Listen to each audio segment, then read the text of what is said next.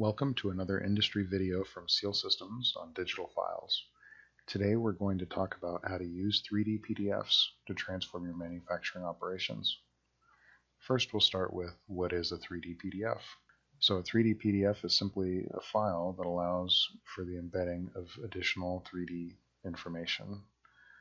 Here we're going to show the next evolution of where Seal can collect and embed additional information alongside workable models of the objects. So on our screen we have a 3D PDF. The main element is the 3D window. Here the model or object is displayed and can be worked with. The bar above that is the 3D controller. More on both of these in a second. The rest of the screen is used in our example as properties of the original drawing, or metadata sourced from a product lifecycle system or ERP system, in this case SAP. Bringing this together, we can see elements of the 3D model represented by parts list or other document record information. We can rotate the model to get a better view from all sides. We can also select from the list of the bill of materials on the right side. Here we highlight certain parts and finer detailed pieces of the object as highlighted on the image. To get a better view of this, we can change the modeling behavior to show wireframes, for example, or other material types. Here we see the parts we're clicking to see in more detail being highlighted in red. Next, we can get a cross-section view and get even more detail on the objects, specifically in the components and the sizes of those objects. The cross-section can be manipulated to adjust the view and the types of alignments used.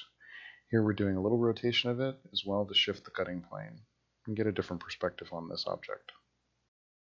Talking a little bit about navigation with the 3D bar, there are many basic and advanced functions here. Spinning the object, walking or flying through the scene, working with views, playing through with animated parts motion, turning on wireframes and other modeling materials, lighting, and cross-sections. They all provide a rich user experience for viewing and manipulating the 3D model. For more info on controlling a 3D PDF, please click the link provided here. So now we'll get into supply chain. You know what a PDF is and how to control it, but how does this help you with your business? So let's take a look at a simple example of supply chain and manufacturing. So starting with the design of a part that we might want to order later. First, our design team creates the part in the 3D modeling program. Next, the part goes into a review process to be sure the measurements line up and everything is up to spec by a review manager. Instead of delivering a CAD model, we could provide the reviewer an easy-to-open PDF that can be annotated, updated, redlined as needed. This is our first stop in making 3D PDF useful in our business. In this case, if an error is found, the part goes back to design and gets updated, sent back to review, and hopefully pushed into release stage for our document workflow.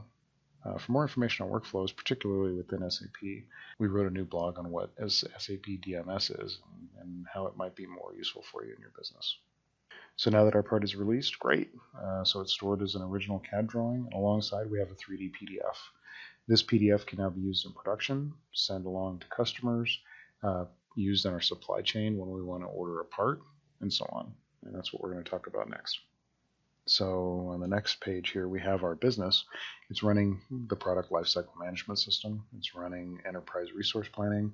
It's running supply chain management. Maybe it's SAP or another major system out there, but let's assume they're all working together. In the previous graphic, we saw a design go from creation, review to release. Now we need to send it out as part of our business operations. The PDF in this case can be easily used on the plant floor for production. To find out how to digitize your plant floor, check out our new manufacturing application, Paperless Production, for more info.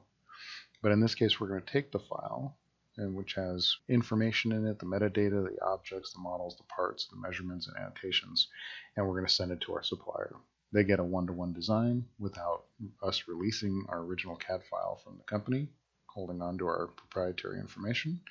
And they can then bid on these parts and even design them as we might need them to do so.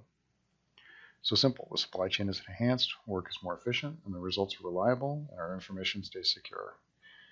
For more information on Seal Systems applications, please visit our website.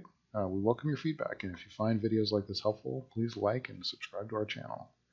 Thanks for watching, and we'll see you next time.